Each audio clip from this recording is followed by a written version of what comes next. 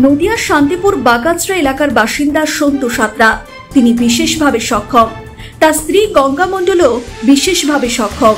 গত দুদিন আগে বাড়িতে প্রসব যন্ত্রণায় ছটফট করে গৃহবধূ গঙ্গা মণ্ডল। সেই সময় স্ত্রীকে কোথায় নিয়ে যাবেন বুঝে উঠতে পারছিলেন না স্বামী সন্তু সাঁতরা।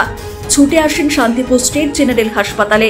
সেখানে স্ত্রীরোগ বিশেষজ্ঞ চিকিৎসক ডক্টর পবিত্র ব্যাপারী সঙ্গে সঙ্গে ভর্তি করে নেন ওই অন্তঃসত্ত্বা গৃহবধূকে। এরপর মেডিকেল টিম গঠিত করে শুরু হয় তার চিকিৎসা। সফল অস্ত্রোপচারের মধ্যে দিয়ে পুত্র সন্তান লাভ করে গৃহবধূ। স্বাভাবিকভাবেই সরকারি হাসপাতালে অতি সক্রিয়তায় খুশি গৃহবধূ গঙ্গা মণ্ডল এবং তার স্বামী সন্তু সাঁতরা।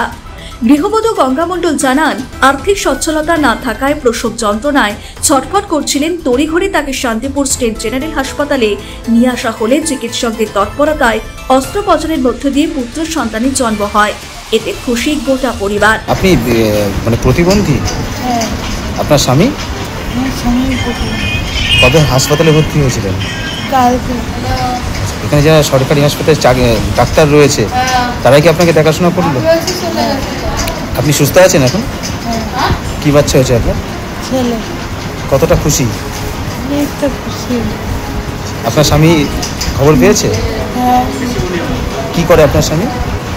এমনি বাড়িতে কাজ করে। মানে খুবই কি অভাবের পরিবার আপনাদের? হ্যাঁ। চিকিৎসক পবিত্র ব্যাপারী বলেন, স্বামী স্ত্রী দুজনেই বিশেষভাবে সক্ষম হওয়ার কারণেই খুবই সমস্যায় পড়েছিলেন তারা। অন্যত্র স্থানান্তর করলে হয়রানির শিকার হতে হতো তাদের। অস্ত্রোপচারের একটু ঝুঁকিপূর্ণ থাকলেও এখন মা এবং পুত্র সন্তান দুজনেই সুস্থ রয়েছেন। শুধু তাই নয়, পরবর্তীতে মা এবং সন্তানের চিকিৎসার ক্ষেত্রে সব সময় পাশে থাকবেন বলে জানিয়েছেন চিকিৎসক। নদিয়া শান্তিপুর স্টেট জেনারেল হাসপাতাল এর আগেও একাধিক জটিল অস্ত্রোপচার করে প্রাণ বাঁচিয়েছে অনেক প্রান্তিক মানুষদের। নমস্কার, গঙ্গা মণ্ডল নামে একটা পেশেন্ট কালকে রাত 11:30 আমাদের শান্তিপুর স্টেট জেনারেল হসপিটালে ভর্তি হয়। তো ভর্তি হওয়ার পরে দেখা যায় যে তার জন্ম থেকে হচ্ছে তার বডির ডান দিকটা প্যারালিসিস। তো আমরা হেমি প্যারালিসিস বলি আর কি। তার ডান পা এবং ডান হাত তেমন কাজ করে না এবং রিসেন্ট অল্প কদিন ধরে তার পা একদমই কাজ করছে না। সেই অবস্থায় কালকে আমাদের হসপিটালে আসেন এবং আজকে আমরা আল্ট্রাসোনোগ্রাফি করে দেখি যে তার বাচ্চার পেটের জল ঘোলা হয়ে গেছে এবং জল কম আছে, অর্থাৎ তার সিজারিয়ান সেকশন করা উচিত।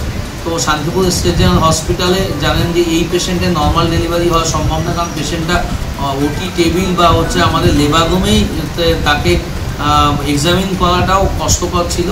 তারপরে বাড়ির লোকের সাথে কথা বলি এবং সর্বোপরি আমাদের যিনি অ্যানেস্থেটিস্ট আছেন, অজ্ঞানের ডাক্তারবাবু যিনি হচ্ছেন ডক্টর তরুণ বক্সি, তাকে আমি ফোনে পুরো ঘটনাটা জানাই। তিনি অত্যন্ত সুদক্ষ একজন অ্যানেস্থেটিস্ট। তিনি রাজি হন যে হ্যাঁ, এই পেশেন্টকে একটা চ্যালেঞ্জ হিসাবে আমরা নিই এবং সেই পেশেন্টটা আজকে আমাদের সিজারিয়ান সেকশন হয় শান্তিপুর স্টেট জেনারেল হসপিটালেই হয় এবং তার একটি বয় বেবি হয়েছে এবং মা এবং বাচ্চা দুজনেই ভালো। আবারও এক বিশেষভাবে সক্ষম অন্তঃসত্ত্বা গৃহবধূর অস্ত্রোপচার করে মুখে হাসি ফোটালো পরিবারে। এখন পুত্র সন্তান লাভ করার পর চওড়া হাসি মায়ের মুখে। ব্যুরো রিপোর্ট, নিউজ বর্তমান।